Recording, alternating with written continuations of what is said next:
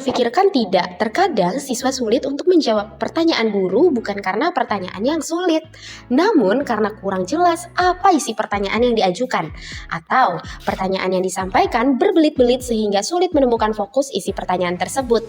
Nah, untuk itu aku akan menjelaskan bagaimana keterampilan mengajar yang perlu dikuasai oleh guru. Kali ini aku akan menjelaskan keterampilan bertanya. Tapi sebelum itu, perkenalkan nama aku Zulaini dengan NIM 21053120.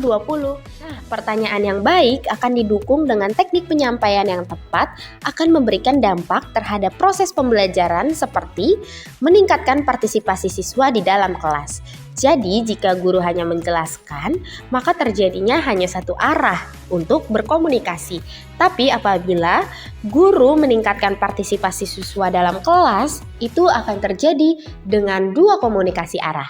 Nah, selanjutnya ada menumbuhkan minat dan rasa ingin tahu siswa terhadap masalah yang sedang dibahas. Nah, pertanyaan yang diajukan oleh guru akan memancing nih siswa untuk berpikir dan memberikan jawaban ataupun solusinya, serta mengembangkan kemampuan berpikir siswa. Jadi, jika guru sering mengajukan pertanyaan ataupun pertanyaan yang bersifat analisis, itu akan membuat kemampuan siswa akan lebih terasa. Kemudian ada membuat kelas menjadi lebih aktif, partisipasif, dan juga menciptakan interaksi antar guru serta siswa. Selanjutnya ada mendorong kemampuan komunikasi siswa, di mana apabila guru mengajukan pertanyaan, maka siswa yang akan memberikan jawaban. Adapun beberapa komponen keterampilan bertanya dasar di antara lainnya, yang pertama ada mengungkapkan pertanyaan dengan ringkas dan jelas. Yang kedua ada pertanyaan dapat diawali dengan adanya informasi yang relevan, acuan jawaban, serta yang diharapkan oleh siswa. Ketiga ada pertanyaan guru bisa dalam bentuk pertanyaan yang sempit ataupun pertanyaan yang luas. Serta yang keempat ada dalam mengajukan pertanyaan guru sebaiknya mengajukan pertanyaan terlebih dahulu, kemudian baru menentukan siswa yang akan dijawab.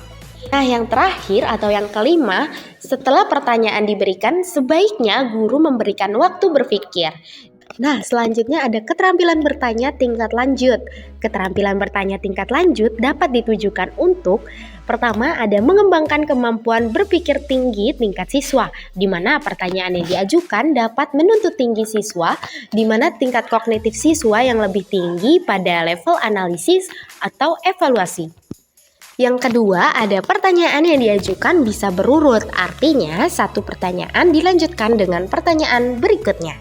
Yang ketiga, ada guru mengajukan pertanyaan pelacak, di mana biasanya pertanyaan yang diajukan oleh guru dengan mudah dapat dijawab oleh siswa atau sebaliknya dijawab dengan jawaban yang tidak jelas. Nah, selanjutnya ada bentuk pertanyaan yang diberikan guru kepada siswa dan juga lebih variatif. Adapun beberapa bentuk pertanyaan yang bisa diberikan guru kepada siswanya, di antara lain, yang pertama ada pertanyaan permintaan. Pertanyaan ini merupakan permintaan di mana siswa diharapkan mengikuti atau mematuhi perintah yang diberikan. Yang kedua, ada pertanyaan retoris. Pertanyaan ini merupakan pertanyaan yang tidak memerlukan jawaban namun harus dijawab oleh guru. Misalnya, apakah mencontek itu baik? Nah, guru harus bisa menjawab dan tentu tidak ataupun seterusnya. Yang ketiga, ada pertanyaan mengarahkan atau prompting. Merupakan pertanyaan yang diberikan untuk menuntun ataupun mengarahkan siswa dalam proses berpikir sehingga menemukan jawaban yang lebih baik dari jawaban sebelumnya.